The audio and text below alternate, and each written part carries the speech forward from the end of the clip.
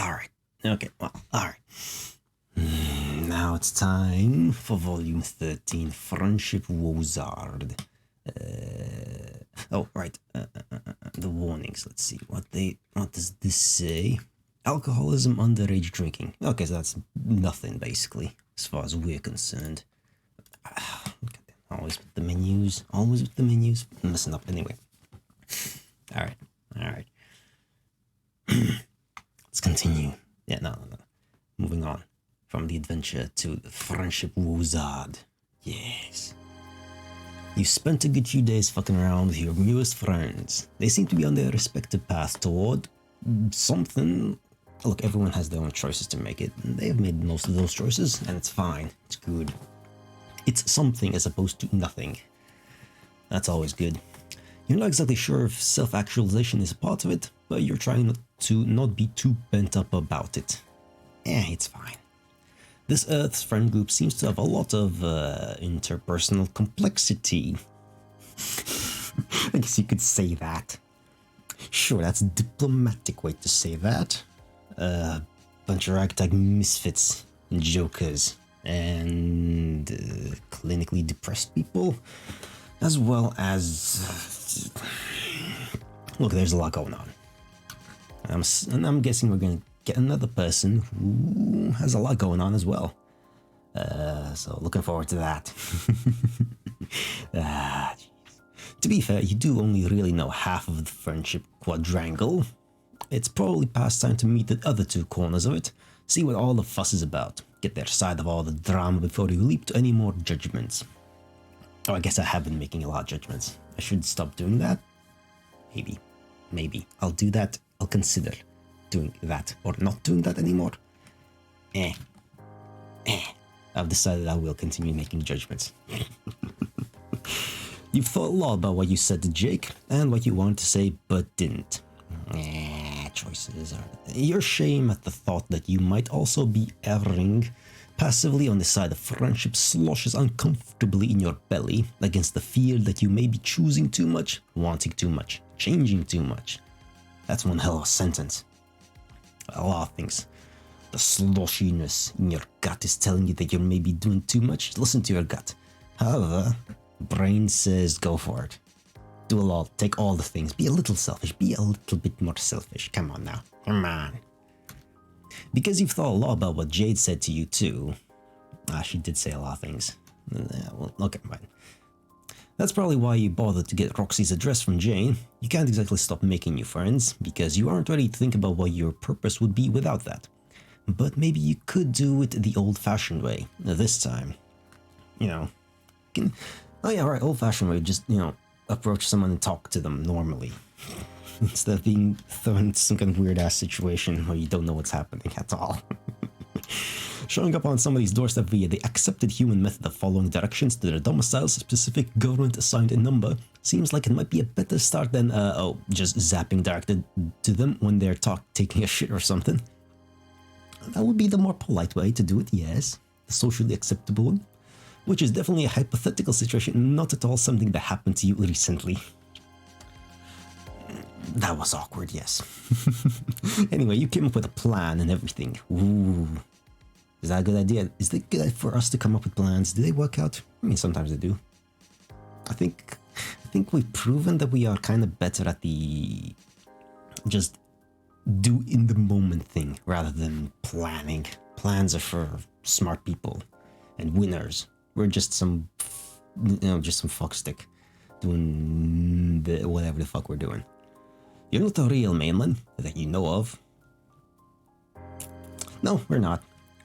But you've grown to appreciate and respect the profession, so you don't mind LARPing it once more. You wonder briefly if there might be other guises under which people might go up to another person's house and knock on the door. But almost none of your friends ever leave their fucking home room, so you sure wouldn't know. Mailman is fine. Door-to-door salesman is also... It's acceptable, but you get rejected. You can try and be a fucking Mormon missionary. That's gonna door slam in your face immediately. You could try to be... Who else shows up at the doors? It's actually a good question that hasn't really... It's not really a thing that happens all that much. Last time we had someone show up to our door was someone offering to sell potatoes to us. And that was like a year ago. I think? Maybe 2 years ago at this point. Yeah, nobody really shows up unannounced. Like, no random people like that. It's not really a thing. Not really a thing. Yeah, I wouldn't know either, indeed. You zap down the street from her house and walk up to the long, scary driveway through the trees, over a bridge, and up to her door. Okay, so not exactly a normal human. That's close enough. You did walk a few steps. Normal human method. What, were you supposed to stroll all the way to New York from Jane's place? She'd have offered you bus money, but then remembered her fortune is tainted. She vacillated. Okay, I need to look. Okay, word time. Word I don't know what that is. Vacillate. What does that mean? Wavered between different options or actions. To be necessary. Okay. Hemmen and hawen. Alright. So just, your typical... Alright. Yeah. The typical on the fence. Vacillated between giving you every single one of her dollars and burning it all in a symbolic bonfire until the two of you landed and on moving it to a new, hopefully untraceable bank account. You're really not sure how deep the Batter Witch's surveillance goes, but Jane seemed satisfied at least. It's probably fine. She's going through a lot. You know how it is. Having to endure huge, life-upending bouts of information being tossed at you more or less weekly yourself. Yeah.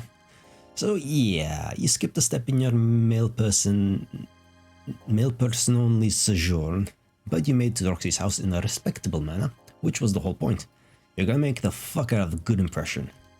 You knock, and you wait. Oh, hello. Hello. Purple eyes. I like purple eyes, obviously. That's a nice hairstyle, I like that. Surrounded, but there's stuff going on as well. Anyway, the person who comes to the door is not Roxy. At least she doesn't look like the photo of Roxy Jane showed you. Fuck, unless Roxy's a catfish, you did not expect this. I don't know what to say to that. Not really. Oh, it's you. This could be interesting. I guess that's the voice we're going with her. At least for that line, until I forget the voice. You blink. It is you. She got that part right. Do you know her? I don't think so. You scour her features. She does seem familiar, like a friend you almost had or did have very long ago or moderately long ago, depending on the perspective you are looking at time from. You wonder, have the two of you met before? I don't remember. I honestly don't remember. Did she appear somewhere? Or someone similar to that? I don't remember. No, we have not. Nor was I expecting the pleasure. Oh, okay, fair enough. Like, I honestly, like, how long this is taking me to get through. My mind is melting, has melted multiple times, so I don't know. Like, the game could tell me that this happened and I would believe it. Because, shit, you thought you were onto something for once. You wonder how many more levels of memory are buried, twisted under a blown synapse in your burned out brain. Oh, fuck, so many. Goddamn, I couldn't even remember the things I have forgotten. That's how that works. Yes, I don't remember the things I have forgotten. That's exactly how that works. Yes, let's not... You have to move forward and give up on chasing down whatever buckwild theory you were inching toward. There are real mysteries afoot with this stranger. This feels like a decisive moment if there ever was one. There's gotta be another reason. Let's, innocent until proven guilty. Yeah, I'm gonna go with that. Cue death choice, eh? As always. Oh wait, you are an idiot, correct? I am. This is an adult. You've been spending too much time with marginally supervised aliens and a lonely maroon boy recently that you forgot that Roxy probably lives with her parents. Oh, right. That would make sense. That's a reasonable assumption. And it's 50-50 on the possibility of a stuffed grandma rose somewhere in there. If the pattern holds, it's feasible she could have told her mom about you. Sure, you played safe, and instead of accusing anyone of online identity crime, you ask if Roxy is home. She stares at you for a moment, her lips slightly parted. You get the feeling she's not often caught off guard, and you wonder what it is you've done wrong now. Nah. Do you ever think you have lived through every possible iteration of an emotion, and then one day a manifestation of narrative agency shows up on your doorstep to remind you that there is yet another way to experience the acute feeling of a particular loss? That's a long-ass question. I'm gonna say no. These paragraph lengthy questions very often end up being just a yes or no question. And the answer is no, I have not lived through every possible iteration of emotion, and then being a thing like that. You do what you do best and stare blankly at her. Correct. Trying to figure out just what in the fuck that might mean. Okay, philosophizing. Oh, is that not a universal one? I don't think so, no. Well then, I can clarify, please do. It is a roundabout way of saying no, she's not home, nor will she be for quite a while. Okay, you could have just said that from the start, but okay. I guess did something happen that we're supposedly supposed to know about her, and then... okay. I would offer to take a message for you, but with your bag of tricks, I think you can manage the weight. Okay. She winks at you conspiratorially, and you have never felt less like you were in on a plan with somebody. Yes, I am confused. This has been fun, but I'm not the one you want. I'll go ahead and make myself scarce so things can start moving along. Well, that's very considerate of you. Maybe Roxy's mom. Unfortunately for me, my path is not as flexible as yours. Or hers. Alright, that's a shame, but well, yeah, adults get into kind of a static life sometimes that you can't really escape. Going through the rhythm, the daily motions, and until, you know, by the time you realize that you need to change something, it's been a decade. Or two. You've wasted considerable time here as it is. Oh, don't I know it.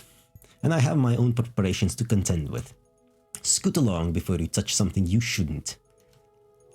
She shuts the door and you stand, blank and useless, on the doorstep. Maybe this isn't the right house and that lady was just having a good time fucking with you? Jane had said she hadn't used Roxy's address in forever, since Roxy didn't ever really seem to receive things she sent through the mail.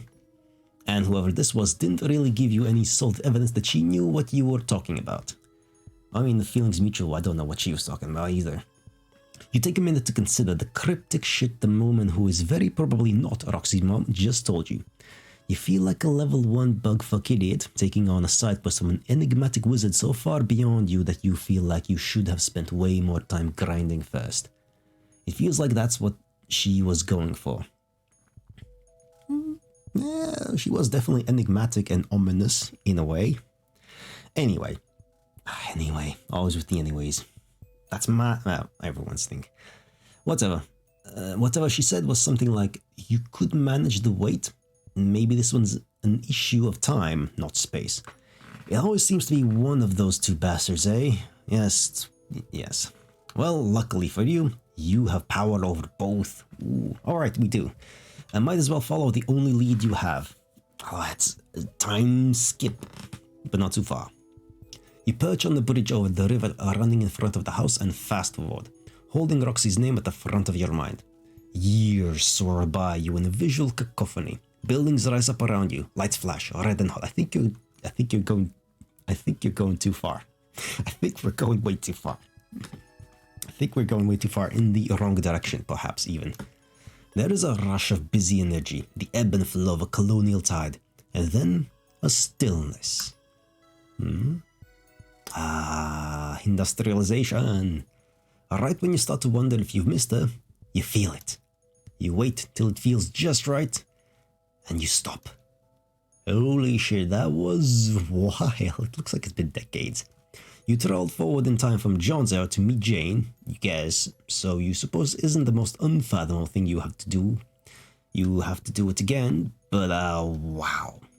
The trees that surrounded you just a minute ago are gone, replaced by a sea of crumbling buildings and low skittery sound, like pressing you to an ant colony. The vibes out here are real bad. You hurry up and knock. Jeez. The door opens slowly. Hello, you seem familiar again. Roxy. For sure it's Roxy this time. Oh. And they are very similar. Peeks her head out, spots you, then squints at the empty street behind you.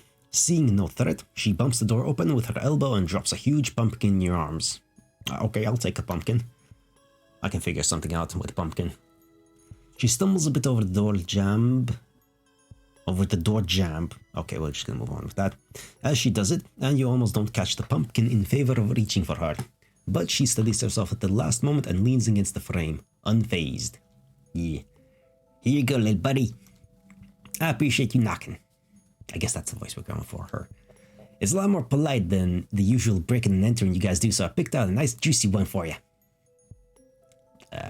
Don't go telling everyone to try this shit though, or else I'll never get sleep again in my life. I'll just be running produce to my door 24/7. Okay. Alone snacks to every chiz guy in existence without rest. Not by your eating noises for company. Okay.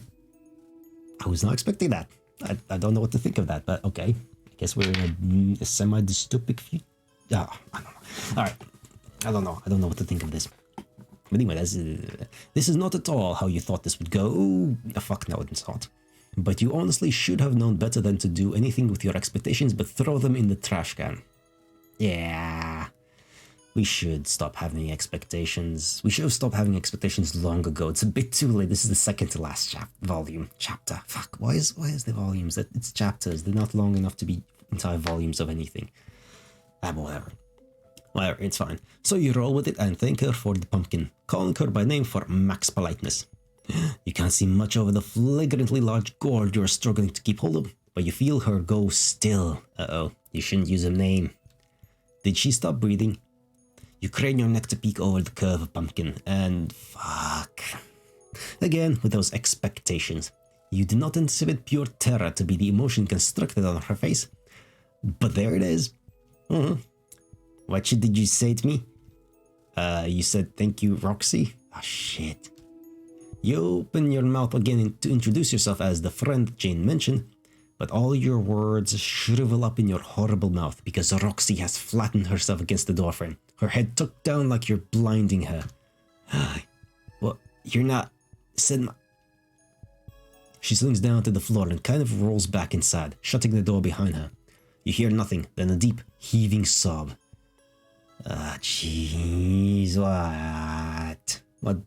what the fuck just that? Good question. Oh, come on. Is this gonna be depressing? Probably. You knock politely, just once. Home and I gotta do something. Don't go anywhere. You hear nothing but footsteps trailing away into silence. It could be time to head out, but she told you to wait, so you do. You are nothing if not committed. Yes, we are. About 20 minutes in, the low skittering hum in the background fortifies itself into a more present rumble. From around corners and out from dilapidated doors come the source.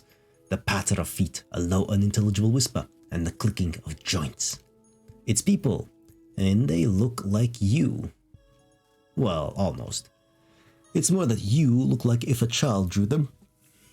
They're simple frames made simpler, with softer edges. Your skin is actually skin, right? I would hope so. They chitter around you, and you squish your arm meats to make sure. Yeah, you aren't chitinous. Phew. Wait, was that bad? You're trying to process whether you're relieved to have the bodily makeup you thought you did, or if you're sad that the space of time you thought you might have finally found your skin was so fleeting. You don't get a chance to sort through it fully because the new guys are surrounding you, and they look hungry. Oh no.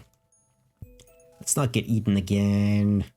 It might well be you or the pumpkin here, so you hold it out toward them and hope for the best. They take it and, chittering what seems to be their thanks, shrink back into the night. Crisis averted. We don't need to be eaten again. Come on now. You check off your mental list of predators and sit for a beat. It feels like you're waiting for more than Roxy's return. Like this is a moment of choice. Jesus fuck, you went through all this effort to try things a new way. And what did it get to you? Nothing. Nothing. It got your pumpkin temporarily. And we caused some kind of PTSD moment for her. So that's a net negative. Let's call that a net negative and move on. You've not had such a spectacular failure to connect upon first meeting someone. So what are you supposed to do now? Yeah, well, she told you to wait, so I guess we can do that. You wait, but the familiar push against your ribcage decides something doesn't come. What is this drive to make you choose anyway? What if you just wanted to sit on your ass and do nothing, huh? I mean, we can do that. We can do that right now. Hands off the keyboard, hands off the mouse. We can do that, but then nothing happens, so we kind of have to. What if you are tired of choosing, when every choice you make takes you further from anything good? I mean, it could be worse. It could end the world, a choice that hasn't happened yet. Right? Or did it? And I forgot. Was one of the super early ones that, like, or one that I accidentally avoided? It's possible. It's possible. We got some choices like right on the money first go and didn't see a bad ending. What if the bad ending was the world literally ends in a very, very stupid way? And who knows, maybe you're supposed to do nothing. Maybe that's what your plan was all along, huh? Tough guy? I don't think he's tough at all. You don't know who that little jab was aimed at, but you want nothing more in this moment than to perpetually slap the reins of choice off your shoulders. If only there were reins to slap. God, impotent rage is the worst. It is. It's nice to have a punching bag. Pillow. Pillows are good. Scream into the pillow. Punch that pillow. It can take it. I mean, it's literally just a pillow. It's a mush of mush. My brain is mush. I can't even think of the words. Anyway, after a minute of continued seething at nothing, you feel it.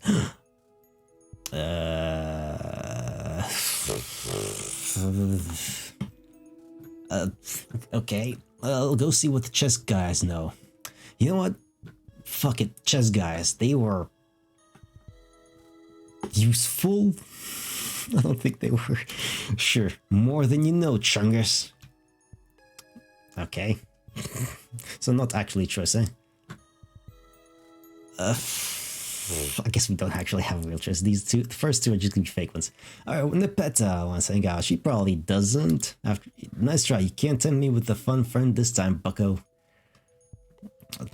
Okay, yeah, fake choices, alright. Doors locked, smash a window, bitch. Well, it's not, no, don't smash windows, that's vandalism. Not knowing what to do, you're not my mom. Oh, so we don't have choice. Okay, fair enough, we're just gonna wait. Blinking, you feel the desire to act ebb away. It's replaced by a tingly giddiness at the victory of your... what, inertia? You be kind to yourself and call it fortitude and resolution instead. Even determination. You're gonna see this shit through. You do what you promised. And wait.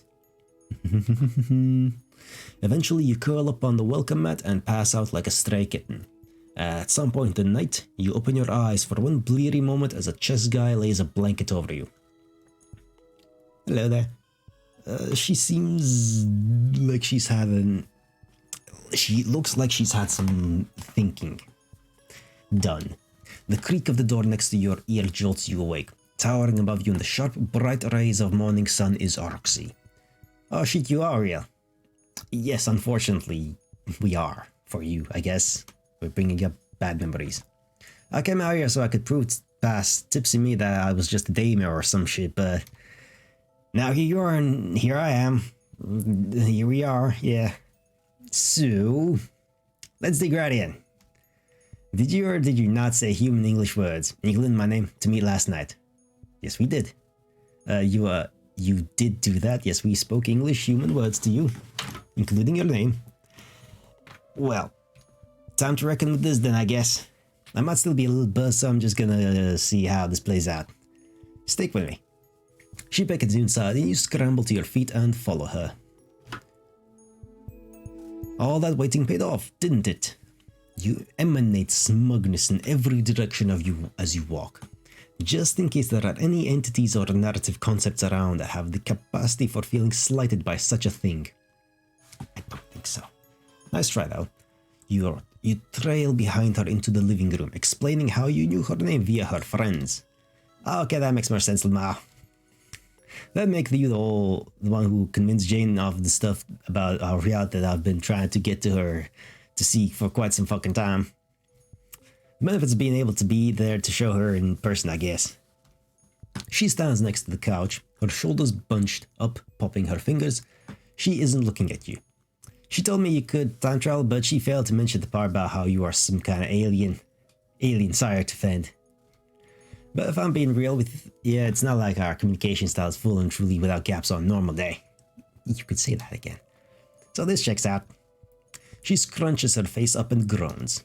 I'm so sorry. I'm being a jelly-bellied Deborah Downer. What the fuck is wrong with me? You're just a kid.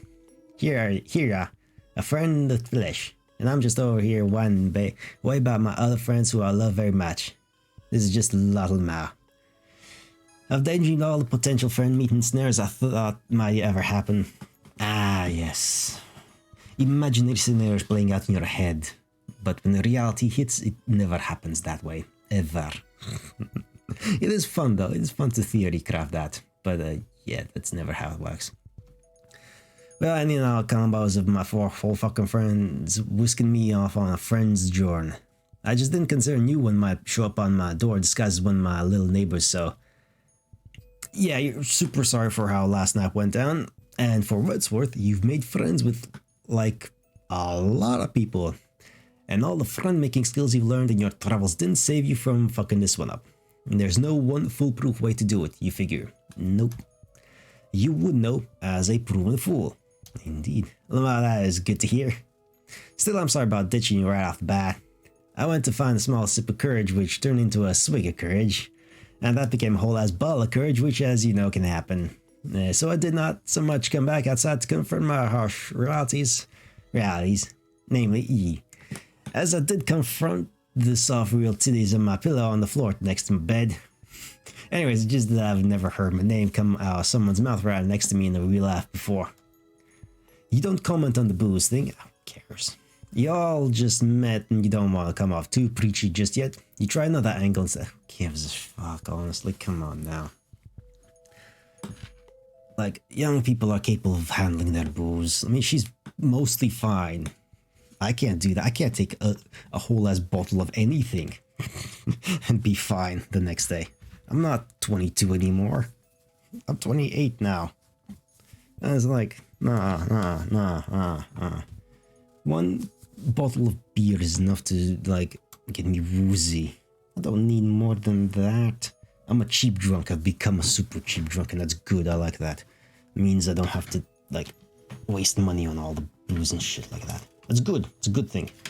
Become a cheap drunk if you can. It'll save you a lot of hassle later on. As long as you know your limits.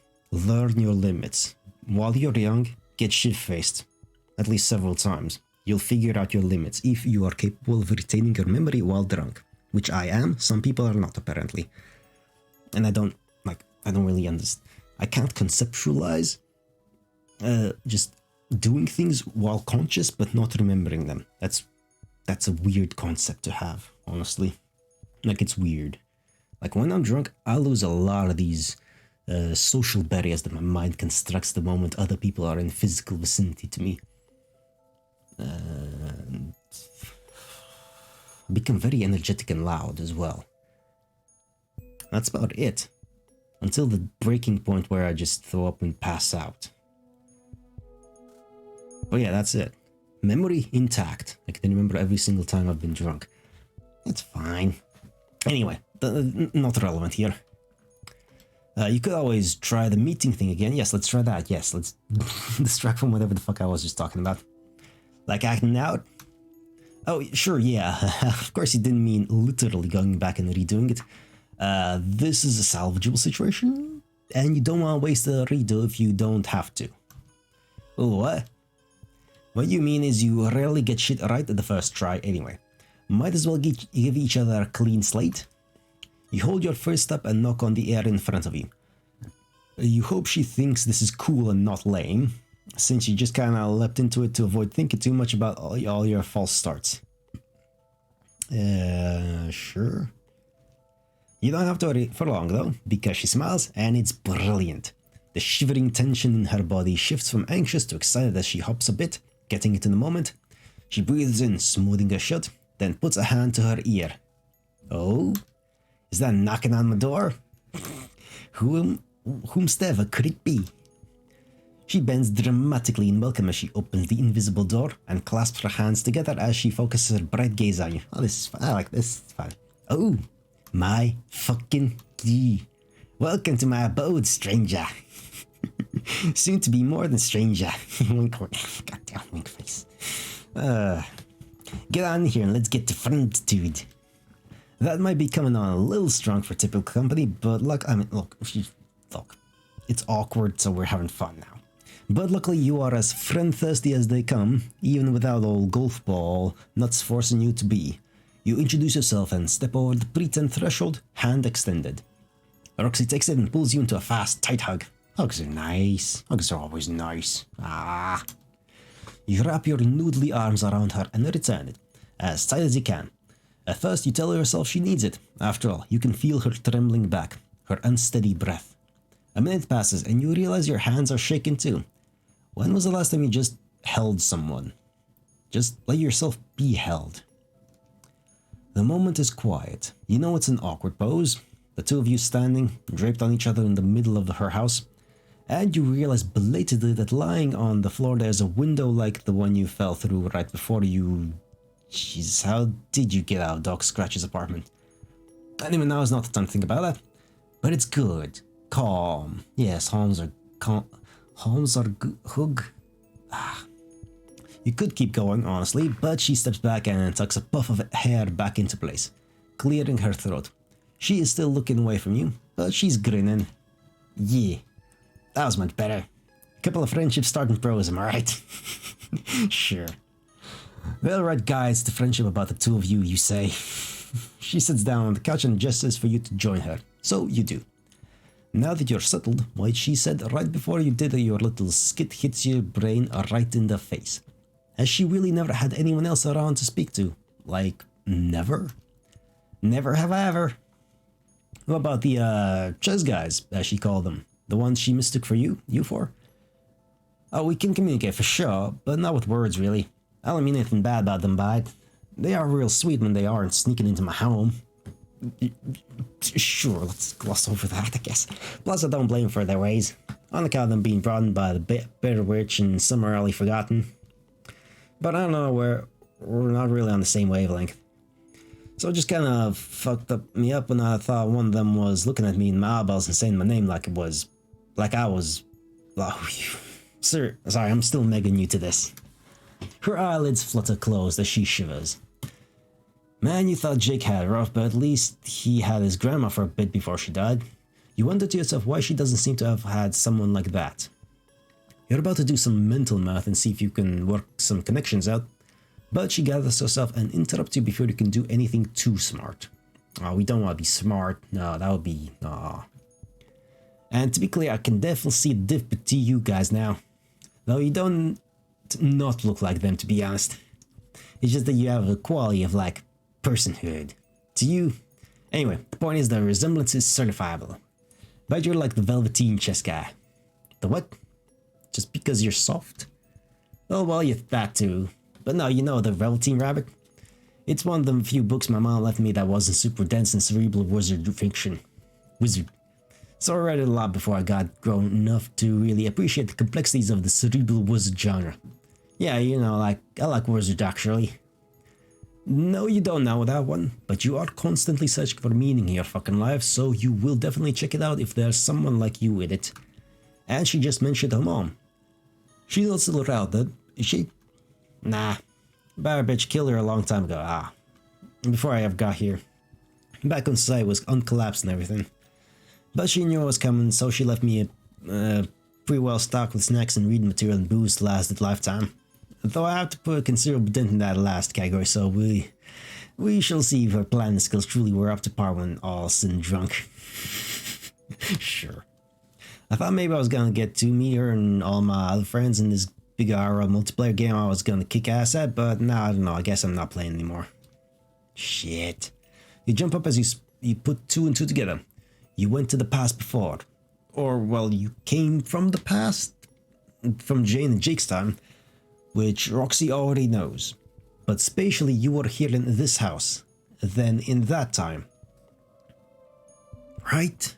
This is what happens when time fuckery is involved as well. God damn it. Of course. There was a woman who lived here then. You thought she was Roxy's mom at first, but then you maybe convinced yourself she wasn't, since a few hundred years happened between her and now. You don't know, a lot was going on. Oh motherfucking god, what? Was she beautiful? Yes. Hold on, let me show you. Roxy roots up around a bookshelf for something. That's a fucking harpoon gun? What? Okay, let's ignore that. For something, your brain starts expanding at a rapid rate. Concepts that have been hovering on the periphery of your mind suddenly converge. You already knew that Jane and Jake's deceased grandparents were your friends from the past, but you hadn't considered this since you didn't know Roxy lived in the future then. Of course, all this shit's connected. Of course that would make... Did she look like this? She hands you a book, cover open to show the author photo. There she is, younger than she was when you saw her last night, but older than she was when you first met. You can't help saying her name out loud. Rose. Oh my god! Why did grown-up her say you'd never met before, though? Is she not the same person? Fuck the earlier math you were doing. This is way bigger than 2 plus 2. This is some serious mental calculus. I'm not gonna pretend to try that. You wiggle all your brain worms at once, and it hits you. The weight felt different than normal when you hopped from Jake's house to whenever that one place was. How it happened when you brought Jake home again, too, like your guts dissolved sideways. How they arranged slower once you landed. Sephora? Had it happened when you first landed in Jane's yard, too, you were probably too turned around to even notice then. You know Roxy's super hyped right now, but you tell her you gotta check something. Do some science. You'll be right back. You zap backward again. What did I tell you about coming back here? What did I tell you about coming back here? Get your grubby time fingers out of my pie before you get caught. Yes, ma'am. Sorry, ma'am. Have a good day, ma'am. Okay, she's mad. Which you expected. It also felt like an everyday wiggly belly time jump, which you also expected. Fuck me. You pop out of there, this time concentrating on your friend Rose. Just the day after you last hung out. You should just feel yourself zoom further backward towards her, right? Off you go, and wrong. It's that feeling again, that sideways dissolvement and reconstruction of your crudely rendered bowels. Oh, that's a much younger one. Oh, it's you. It's much younger. Hello, Rose. Long time no see. For you, I assume. Funny thing about that is, no, actually. But you'll have to explain later. You apologize for paying her so short a visit and head back to Roxy. The feeling accompanies you yet again. You pop back into Roxy's living room. A fraction of a second after you left, those brain worms are wiggling at top speeds. Damn, before I know you don't know this about me, but I love science projects. I got a whole lab and everything. I'm Hexoff qualified. Wanna take me with you? Oh, sorry, you already went. Time travel. We'll do that. Fuck, there I go, Blinn missing all the good shit. It's not your fault. Time travel is funky like that. For the best, to be honest, or else I'd have sat here worrying that you'd never come back. Abandonment crisis totes averted for the moment. High five. What rad science fact did you learn? Was it about my mom? You take a deep breath. Sure.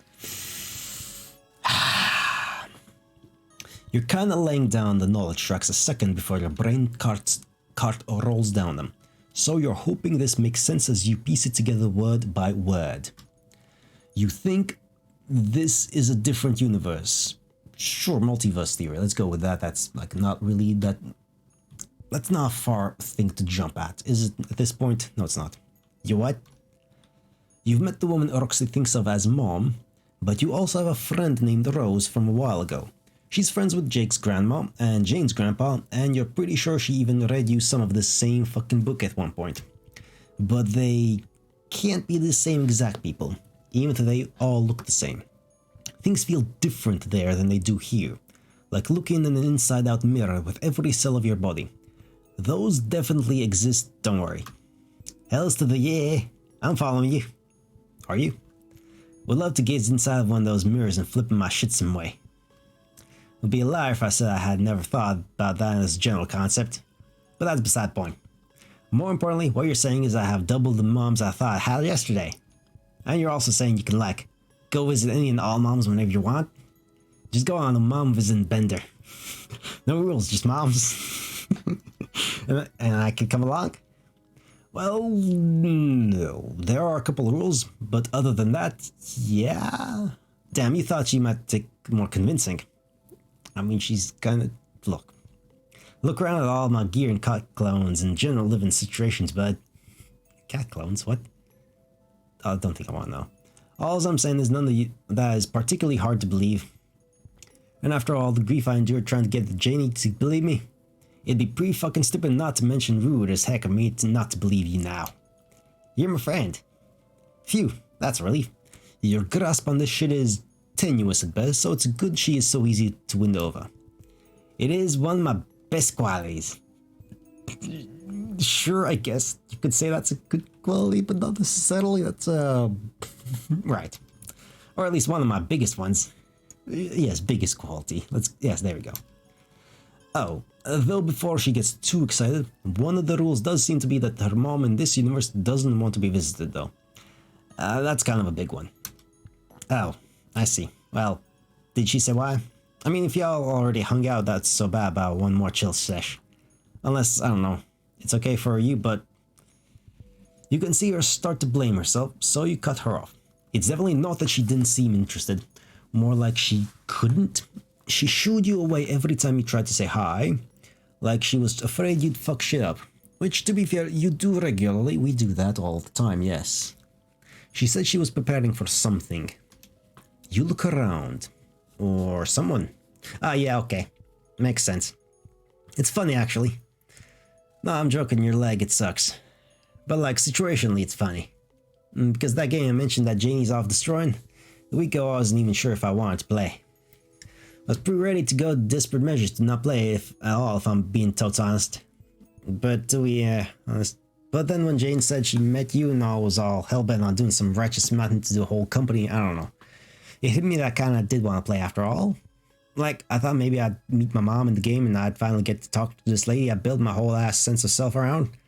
Get to see how she is in real life, actual life, and figure out how bad I fucked up my version of it. Well, anyway, we aren't playing, so it didn't matter. I've been trying to be a good friend and lend my hacker skills to Jane's cuz, but it hurts and I don't know how to tell her. And then you showed up and my option shifted like 75 more times. I barely got time to come to terms with being okay to want something before it gets wiped away from me. Well, shit, you really didn't mean to mess with her expectations. You should have kept your mouth shut till you figured out what this all meant. But we're not about the thinking part. Go with the gut, it'll work out. She smiles at you, and you don't have to know for long to tell that it's forced. You can fix this. Can we? Probably. One more visit to this universe's Rose couldn't hurt, right? It could. Moms are cool, but so are friends. Moms are cool, but so are friends, yes. It's not just moms, you tell her. You can definitely take her to go see any one of the friends she already has, too. Well, like right now. If she wants, yeah, you're down for whatever. Is it weird to be so nervous about that? Nah, it's totally fine. Don't get me wrong, I want to see the fuck out of some friends, but my eyes right onto those guys. Followed, of course, by hugs. It's just a really big thing and I'm feeling a little dizzy even thinking about picking one.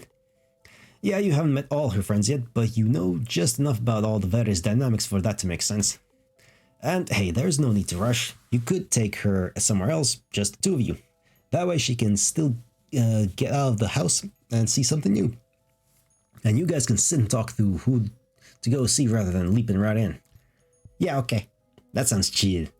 Where to then, my cosmic taxi friend? Let's start with something somewhere chill, you say, and she nods.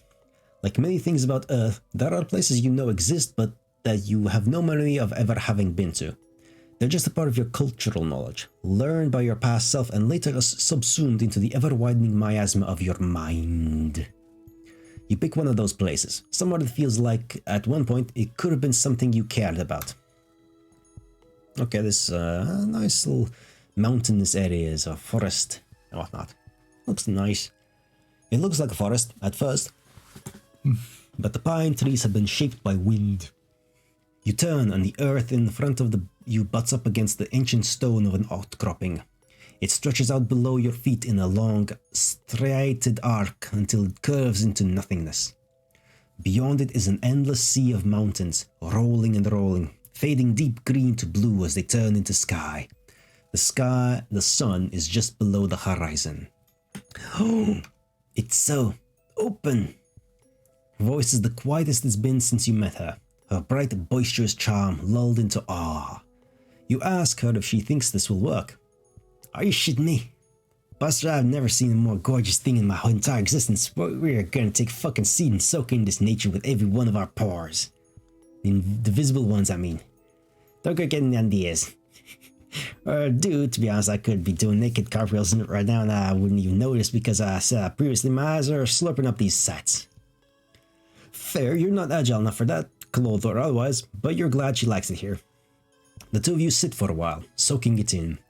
This is a schedule-free life you lead, so however long it takes for her to talk is fine with you. It doesn't take too long, though. So, you met Jake too, if I'm not wrong.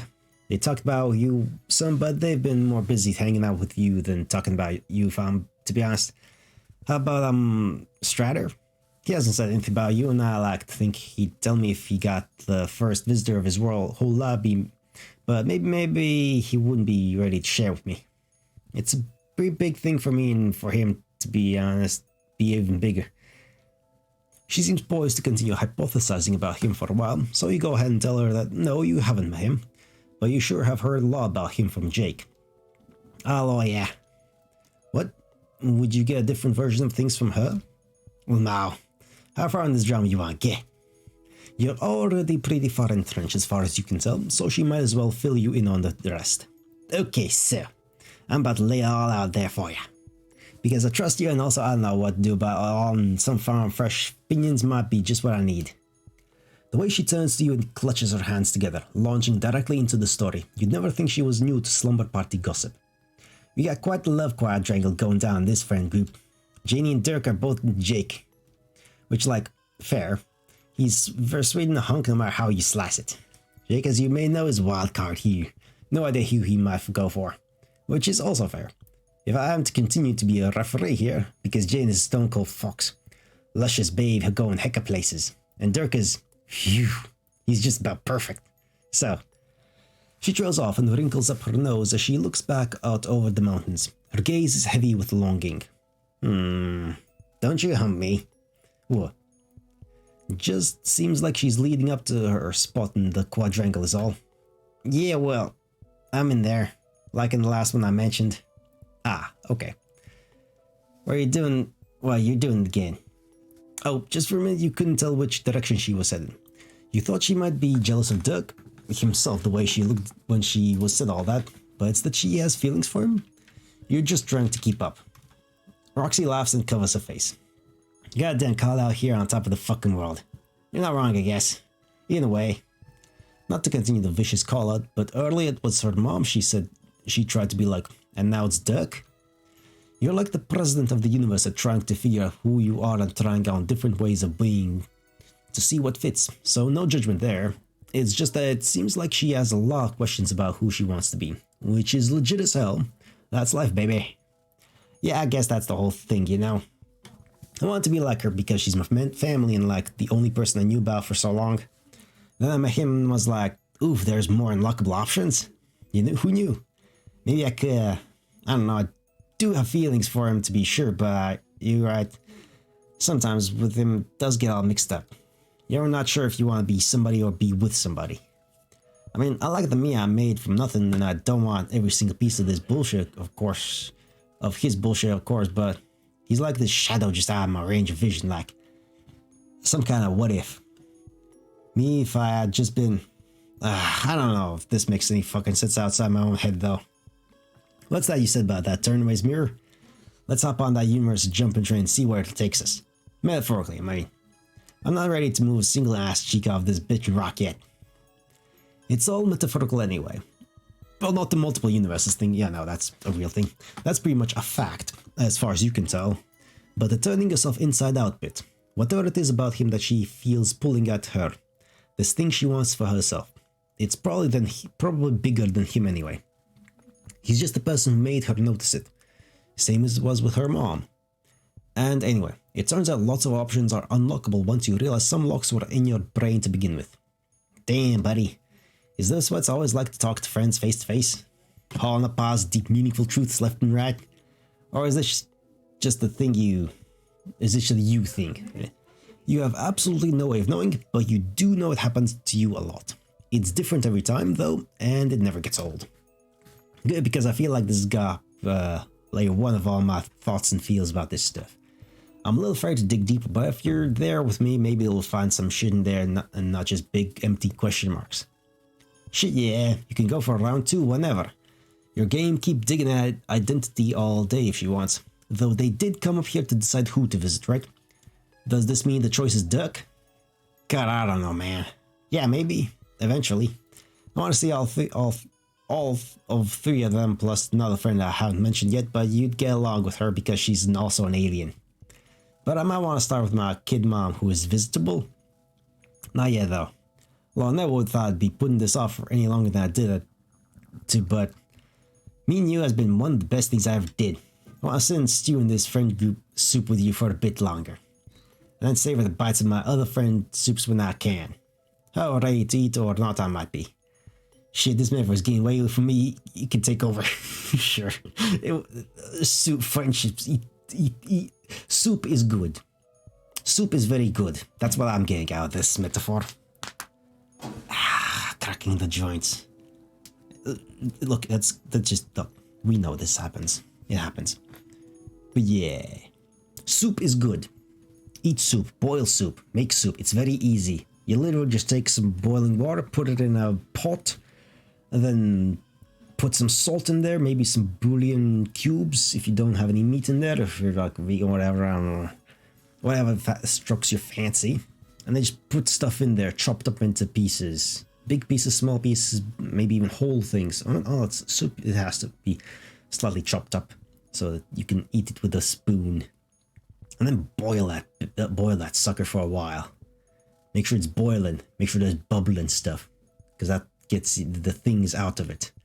That like makes the water inside the things that you're boiling like go outside as well, and like seeps in and out and stuff like that, or something. Some kind of chemical process happens there, because like cooking is all just chemistry.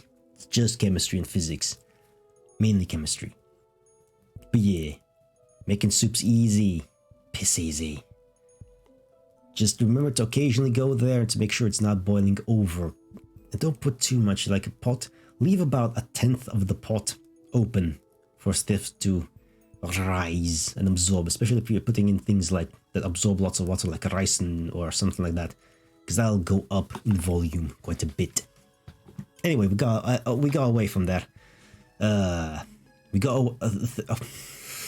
got away from there. Anyway. You're not sure how salvageable it is, but yeah, you're down to simmer with her as long as she wants, and you think she and her teen mom will get along very well. Shared mom trauma and drama included, whenever it comes time to introduce them. She shouldn't worry about being perfectly ready either. You haven't skipped ahead to see who she becomes, but you're pretty confident she has in her to be someone she can be proud of and comfortable being. Someone that can look back on this Roxy with kindness too, no matter what choices she ends up making. You're gonna make me cry again, please no. Phew. Also, not that I'm gonna forget today ever, but I should document. She pulls her phone out and holds it up to frame her shot. She's glowing in the light of sunrise. You watch her. You watch the sun. You watch the fog curl through the valleys below. Okay, now a selfie. She drapes her arm over your shoulder and points the camera at the both of you. Work it. Oh yeah, that's cute as fuck. She messes with her phone, opening a chat with someone whose handle you don't recognize. You wonder, as she sends the photo their way, if it's the alien friend. It'd be cool if Roxy was friends with a troll you hadn't met yet. TG, hey, you there? Okay. I guess, but no, but it's okay. I just wanted to say hi. I know we didn't talk much about the game not being on anymore last time we got chatting, but I know we were both feeling it. Now I got so many more updates for you when you're back online, so get hype. And check this out. Check out this choice-ass view I'm peeping right now as a free view. Thinking of you totally. It's time to get comfy on this rock. You may end up being here for a while, since Roxy's not quite ready to get zapped anywhere else. Which, when you consider it, is fine. Yeah, it's totally fine. Take it in. Sometimes you just need to sit back, look at nice scenery, not think, and let time pass. Just let it pass. Just let some time pass. It's fine. There is a difference, you think, between inaction and patience. There are small, weighty changes made in stillness. You worried you choose too much, and Roxy, afraid she was robbed of choice from the start. Meet in the middle. She pokes the phone and grins at you. You lean back on your elbows and tilt your head up toward the sky. Chillin'. Yeah. Yeah, chillin'. Well, this is nice. This is just nice and sweet and awesome. Aww. Just chillin'. I like that. Yeah. Perfect ending. Perfect ending. Yeah. I like that. I like that a lot. And so, the friendship was concluded. That was nice. That was just nice little chat. And then, just one last remaining. Okay. I'm gonna take a quick second, and then we shall conclude this. All right. Jump cut.